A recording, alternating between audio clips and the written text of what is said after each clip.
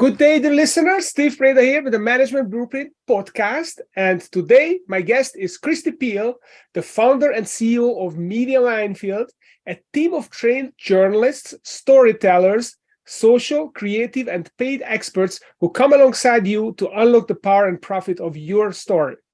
Welcome to the show, Kristi. Thank you. It's a pleasure to be here. Yeah, thanks for coming and to share with us about your journey and your ideas. Definitely, I mean, those of us who follow me probably also follow you on LinkedIn and see you popping up. So maybe they will not be unfamiliar with you. So let's start at the beginning. How did you come to start a company and be a CEO, an entrepreneur? Was this kind of the plan that you always had, or it was a surprising twist in your career? Someday people are going to ask me that question. I'm not going to want to internally laugh, Steve. So I'm still internally laughing when people ask the question, is this what you thought you wanted to do? Because it wasn't. I was a TV news reporter for 12 years. I worked at different television stations across the Midwest and did some work for Good Morning America. And along with 20 of my colleagues, we all were laid off. In late 2008, I filed my last report in Minneapolis. It was an investigative news story in early 2009. And thus began my quest to find my purpose, to find my next professional endeavor. And I came to this point where I really wanted to help people with my news background. I'm a storyteller at heart. I felt that traditional public relations were broken, so that wasn't a path for me. And I no longer wanted to have someone else telling me that I needed to miss the holidays or miss my child's birthday party. So I got stuck. There wasn't a job out there that met all of my criteria. I took a class at my church, and it really was about how to find your passion and help other people at the same time. And in week 3 of that class, the business was born, leading me down this journey that now is 12 and a half years in the making. Wow. Well, that's fantastic. I mean, that's what entrepreneurship should be all about, working the way you like and the people you like, and having time for your family. That's fantastic. So, so in your introduction, the way you explained it, I kind of stuck my ear that you said that the PR needed to be reformed or disrupted. What was wrong with PR? What is wrong with PR that needs to be fixed? A couple of things. When I was in the news industry, I worked with PR folks that were in corporations where I was interviewing someone in their organization. I worked with PR agencies. I worked with dozens and dozens of people over my career, and they all had the same weakness. Frankly, they didn't understand media. They had never worked in the media. They didn't know what I needed. They didn't know how to set up their client for success. It was a real miss. So I didn't want to go into that industry. So that was one issue for me. The other issue for me is that, based on the research that I did after my television career ended, is that PR is sort of put in this bucket of things where you're so expected to have a budget line item for it. But if you get nothing in return, that's fine. No problem. You have to spend, fill in the blank, 10% on it, whatever. But it may or may not work. It's sort of like this magical, mystical thing out there that, well, we'll see. If we get lucky, we get lucky. And it's really one of the only industries in the world where that's accepted. If I hire someone to put a roof on my home, I better get a roof. And if I don't, I'm going to get my money back and go hire someone else. So I really felt that the results that every other industry is required to have, PR got the free pass. And I wanted to bring guarantees and results to this industry that was, a little murky in what it would deliver. Mm-hmm. So how can you do that? How can you guarantee the result? I mean, people want to get into the news, they want to speak on television, and they want to have nice articles written by them, which are organic articles, not PR articles. Mm-hmm. How is this measurable, and how do you measure what impact it has? Sure. So we have 130 clients across the US and some into Canada. And we're now a team, we're based just out of Minneapolis, and we're a team of about 50 people and continue to grow. And for us, it's about first of all, we trademark the processes. So I spent the first year figuring out by myself what would work. If I came to the position that traditional PR wasn't doing it well, then what does doing it well look like? So I gave some work away. I heavily discounted my services and got down to a process that is a very clear process. We have excellent relationships with the media. We hire former journalists, former writers, former news folks, content writers who understand how media works and how to tell a good story. And we also only accept clients who will take our lead and who will trust us and let us help them get the kind of press that will move their business.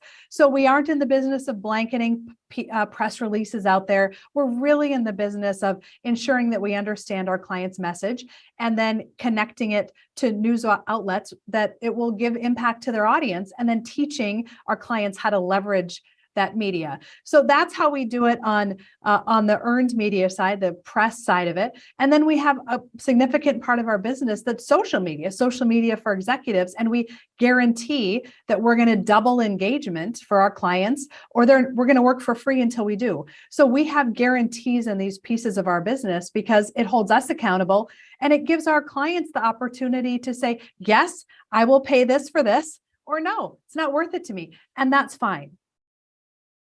Yeah, well, one of the things, I mean, I've been following you for a while, and one of the things that you talk about is being a social CEO and how it's important it is to become a social CEO. And I've been wondering, what does it even mean to be a social CEO? And you know, can introverts be social CEOs, or is it just for extroverts? So what does it mean, and how does one become one? Sure. So several years ago, I read this stat. It was from Forbes, and the stat was that 44% of a company's valuation is directly connected to the persona of the CEO. So 44% of a company's valuation is connected to the CEO. Then the CEO, the highest level of leadership in any organization, better have a way that they're sharing their message out there. And I think, you know, we just have recently seen, Steve, a pretty well-known example. What Elon Musk, when he started to go a little bit off script with Twitter and some of the things he was saying, and he said some things that were questionable, his company's stock and his company reputation followed quickly behind. So this works both ways. So I think that that's an example. And when I use examples like that are really big, owners of small companies or leaders of small companies say, well, but that's Tesla. That's a giant company. What does that mean for me? I don't have stock.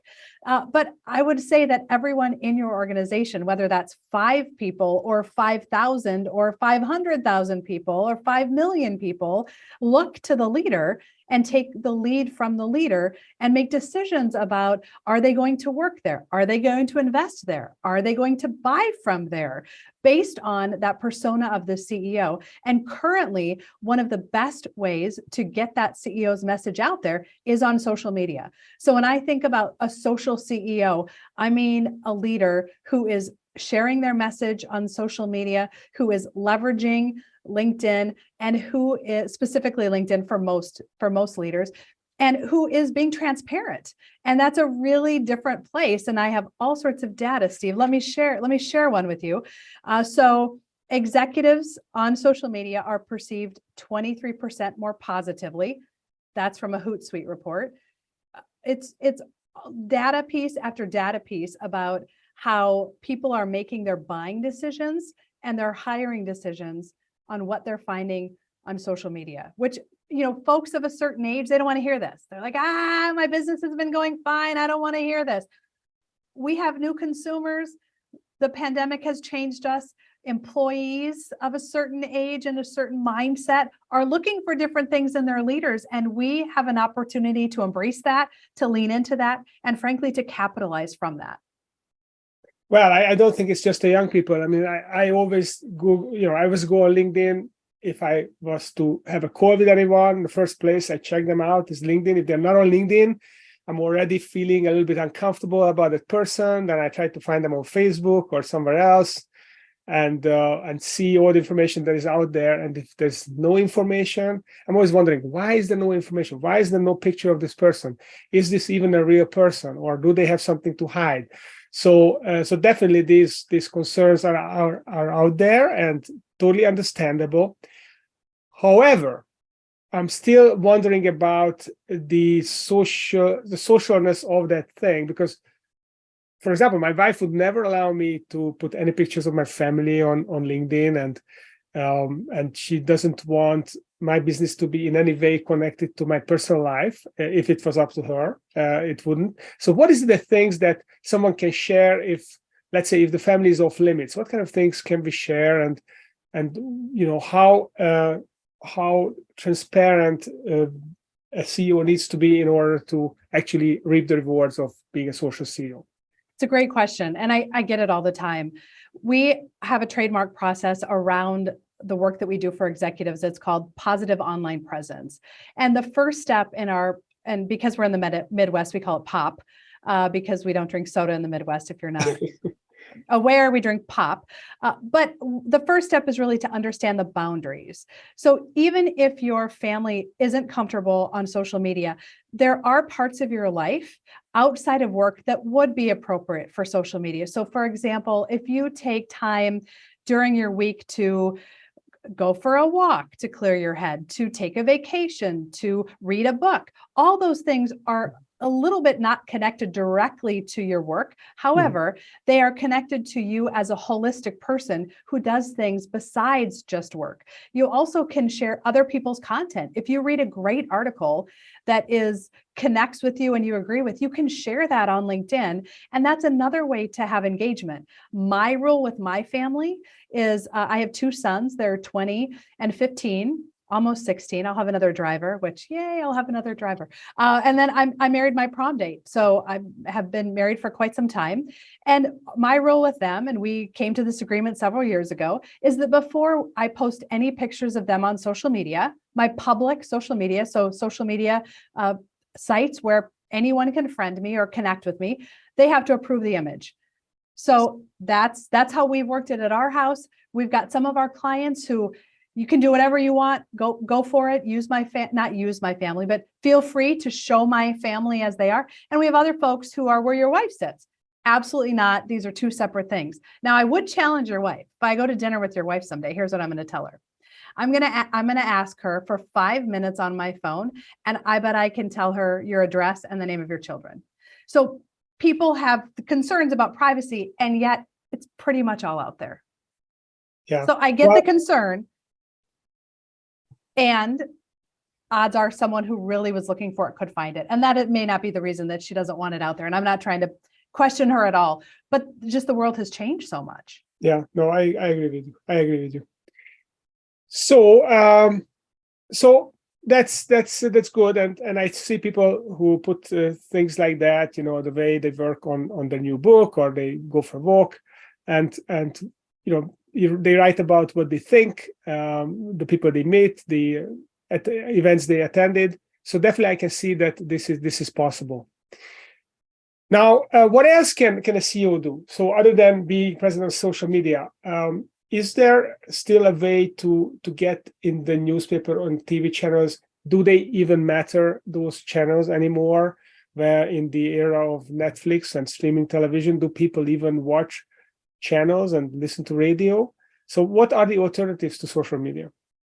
Yes, so traditional media, so radio interviews, podcasts, television, articles, those sorts of things, still have a lot of value. And the reason they have a lot of value, especially in local places. So I'm in the Twin Cities market. I'm in Minneapolis, St. Paul. If I do a news interview here, which all of my employees are here, a percentage of my clients are here, but if I do an interview here about something that's happening in the company, or if I weigh in on a trending topic, there's value in when I am doing that news interview. Also, when I post that on social media, it's going to get a lot of engagement. People will see it. They will recognize it as being a reputable news source, which has a lot of value. And beyond that, I think folks who say, who watches the nightly news anymore? Well, people are still paying attention to that content, but they may be consuming that content on social media. So they may be following the news outlet on social media and watching content there. And a lot of people share content from news outlets on their social media channels.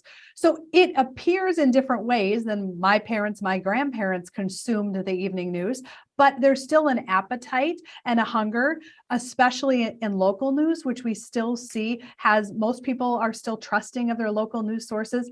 And nationally, my goodness, if we have clients that can get an appearance on Good Morning America or on CNN or on Fox News or whatever it might be nationally, boy, that goes a long way, especially when they put that on social media. So when I did a news interview a couple of weeks ago about a new policy that we have here regarding 4-day work weeks, and with it, while I was on the newscast, it was a Saturday morning, while I was on the newscast, we had several people signing up for our newsletter. We had new job resumes come into the company, and we had people filling out forms asking if they could, that they were interested in our services. So that's a pretty significant impact, and that's even before we put that out on social media. So it looks different now, but it still works. Mm-hmm. That's great. So let's switch gears here a little bit, and I'd like to ask you about the way you tell your story. So how is it different, the way Media Minefield tells a story, than maybe how most other PR agencies would want to approach this and tell the story? Do you have a different process for that? We really start with what the company or the executive, what are they an expert in? So for example, I'm going to use you as an example. Okay, so you are an expert in entrepreneurship. You're an expert in helping businesses scale and grow. So a traditional PR agency would say to you, Steve, tell me, when is your next book coming out? And when are you going to have some kind of event? Are you opening an office? So let's make sure that we're really doing something exciting around those events. And we're going to wait for the news media to call us. That'd be a pretty traditional approach. Perhaps put out a press release now and then. Maybe if one of your clients is doing something, they might put something out. And we go the opposite way. We say, we're going to position you as an expert. So we're going to pay attention to what people are talking about.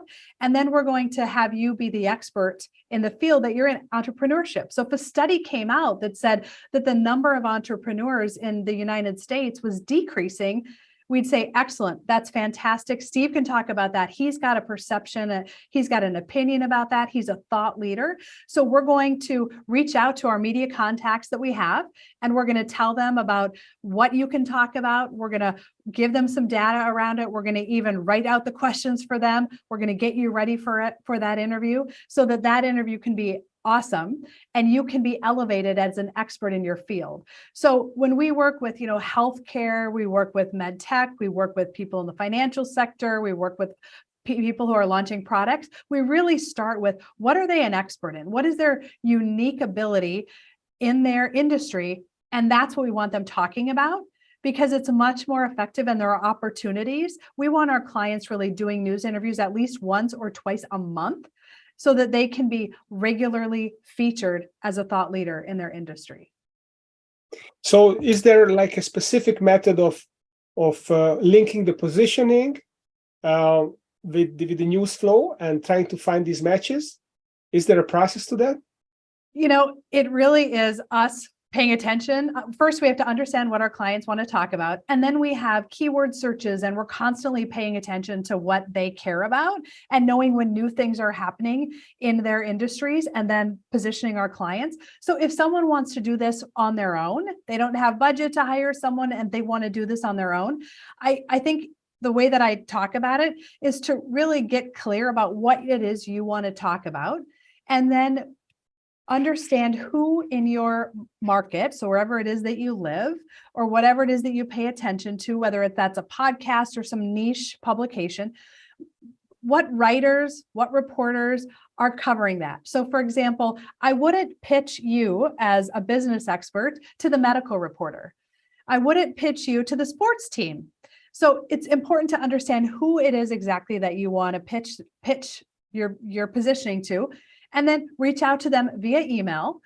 There's, I think, a lot of misperception that, boy, if I just get really active on Twitter and I start following people, they're going to pay attention to me. Well, the reality is most reporters there's thousands of people that are following them and paying attention. So you're going to get lost. So it's really about, I would say once a week, dedicate some time to thinking about how to send an email to a reporter about what you could talk about, and send that email. And if they say no, thank you, make sure that you're responding, because they might say no, thank you now, but perhaps they'll say yes in a month or two.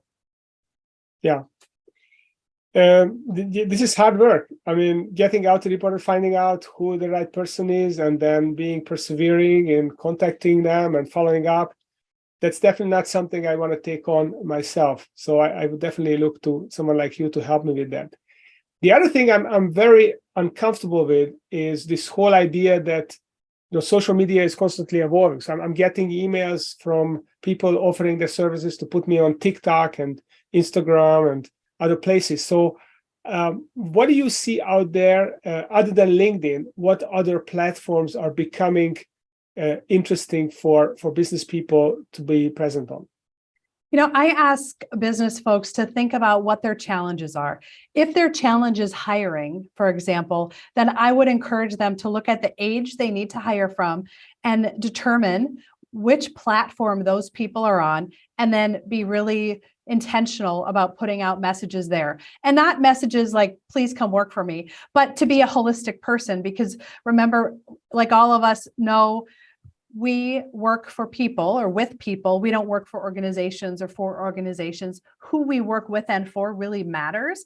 So that's what I would say. If your number one issue is you need clients, really need more customers, understand the age group and the persona of your customer and what social media platforms they would be on, and then spend time there. So because I have this creative agency, I hadn't been on TikTok for a long time. When it was coming, I was paying attention to it. My kids were on it. I wasn't on it initially because, boy, that isn't where most of my clients are. Again, 3-4 years ago.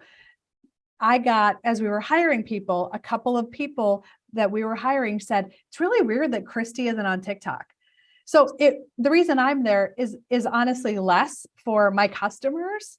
And currently my number one reason is because I believe that a lot of my potential employees and excellent right fit employees would pay attention and want to know. If you say you're a creative agency with a thought leader entrepreneur at the helm, then she better be on TikTok and she better know how that works. So that's why we're active on that platform. So I think it's really a specific approach. What do you need? Who are you trying to reach? And where are they?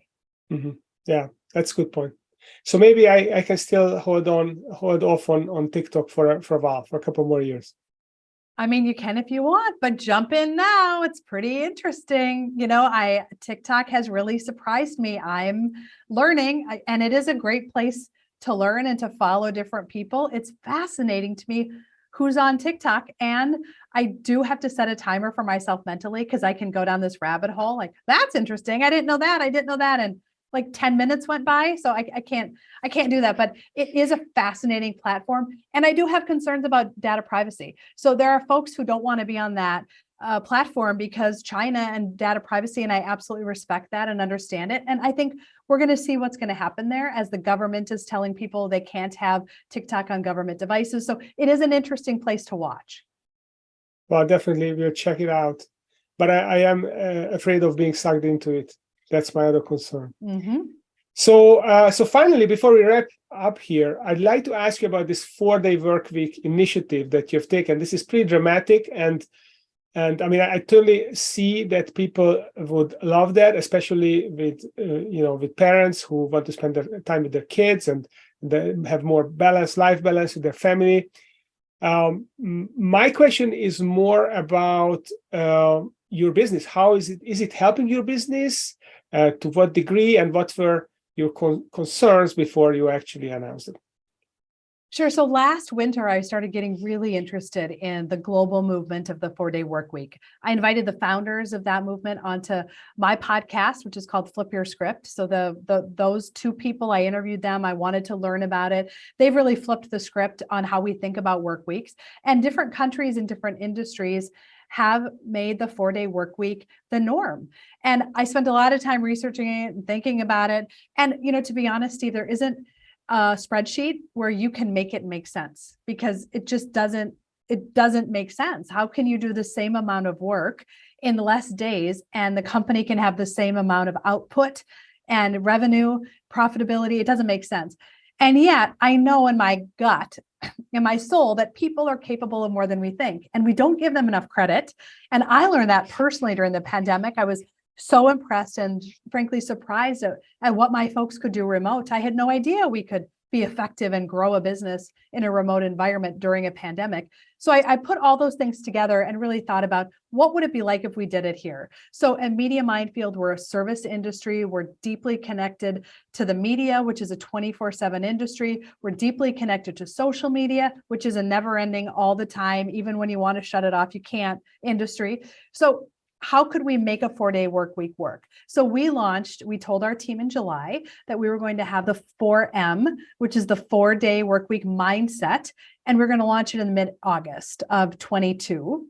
So we launched it in August of last year, and it was a transition. So our charge to our folks is we want you to work the equivalent of 4 days based on what your team needs, what your family needs, what your clients need. And every week might look a little bit different. We will not have any internal meetings on Fridays, and you can use that time as you'd like. And we asked everyone to innovate. How long are your meetings?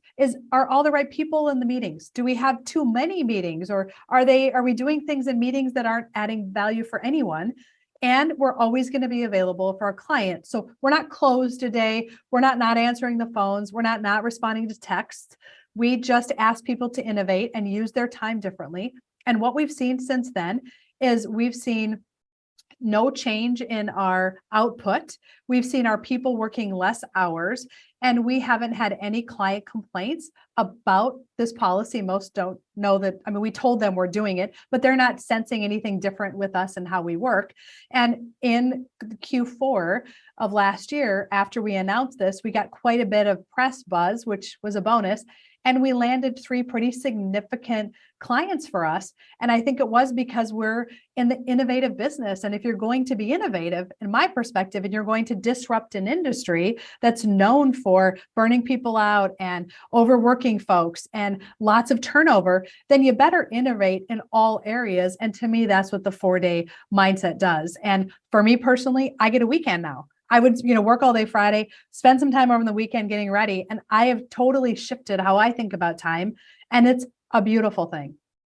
Love it. That's fantastic. It's very courageous. So I commend you for taking the plunge. And this is one of those things that are easier to announce than to take it back.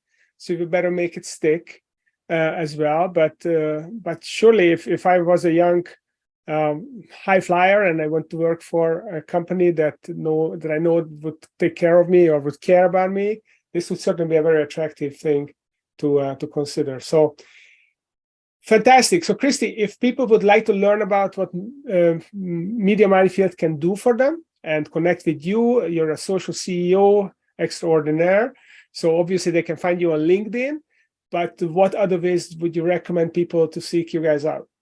Sure. I'm on all the social platforms, and we talked about TikTok, so you can find me anywhere on social media. I also, the website for the company is Media Minefield, and Minefield is Minefield, Minefield, MediaMinefield.com. And you can find us and communicate with us. And we also, as I mentioned, have a newsletter. So every month we're putting out what's trending in the industry, how we can help give people information to help with their marketing, how they can rethink public relations. That's free. We're not going to sell your data, but sign up for the newsletter and we'll make sure that you kind of stay on top of what people are talking about.